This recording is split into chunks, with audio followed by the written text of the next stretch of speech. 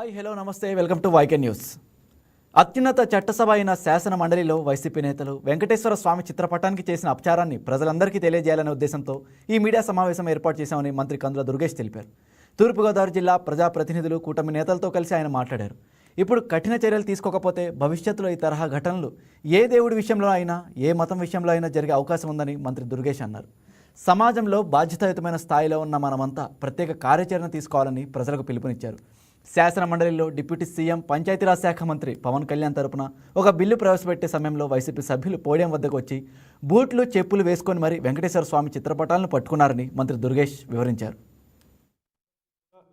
మనకు నమ్మకాలు ఉంటాయి, ఒక్కొక్కరికి ఒక్కొక్క రకమైన నమ్మకం ఉంటుంది. ఎందుకు మీకు ఈ నమ్మకం ఉందని అడిగేటువంటి అర్హత మన ఎవరికీ ఉండదు. కాకపోతే మన నమ్మకాన్ని మనం పాటిస్తూనే ఎదుటివారి నమ్మకాన్ని గౌరవించాల్సినటువంటి కనీస ధర్మం మన మీద ఉంటుంది. అది సామాన్యులే కాదు, అందరికీ కూడా ఉంటుంది. ముఖ్యంగా రాజకీయాల్లో ఉన్నవారికి, రాజకీయ నాయకులకి, రాజకీయ పార్టీలు నడిపేవారికి ఈ బాధ్యత మరింత ఎక్కువగా ఉంటుంది. కారణం, వారు రాజ్యాంగం మీద ప్రమాణం చేసి స్పష్టంగా చెప్తారు ఏ రకమైనటువంటి ఇలాంటి అంశాలకు లోబడమని, అందరినీ సమానంగా చూస్తామని, అందరినీ గౌరవిస్తామని చెప్పి అంబేద్కర్ మహాశయుడు రాసినటువంటి రాజ్యాంగం మీద ప్రమాణం చేసి మనం బయట చెప్తాం. అటువంటి రాజకీయ నాయకులు దాన్ని పాటించాల్సిన బాధ్యత కూడా ఉంది.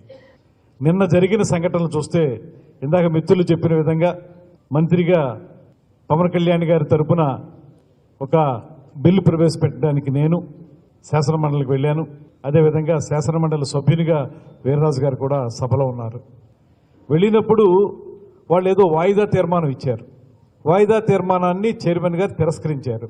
వెంటనే వాళ్ళందరూ మూకుమ్మడిగా పోడియం దగ్గరికి వచ్చేసి ప్లకార్డ్స్ పట్టుకుని గొడవ చేస్తున్నారు. ప్లకార్డ్సే కదా అన్నట్టు ఇలా మేము మామూలుగా చూస్తాను, రోజు జరిగే తంతే కదా, అది కూడా ప్రదర్శించకూడదు. సరే, ప్రస్తుత సమాజంలో జరుగుతూ ఉన్నాయి అవి.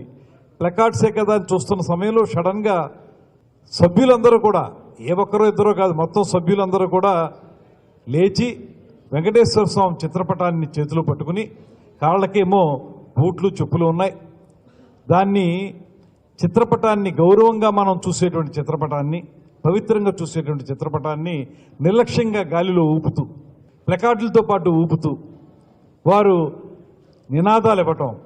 దాంతో వెంటనే మేము అందరం కూడా, సభలో ఉన్నటువంటి వాళ్ళందరం కూడా, బహుశా మొత్తం ఏ ఒక్కరికి ఇందులో మినహాయింపు లేదు, అందరం కూడా ఒక్క క్షణం నిశ్చేషులయ్యాం.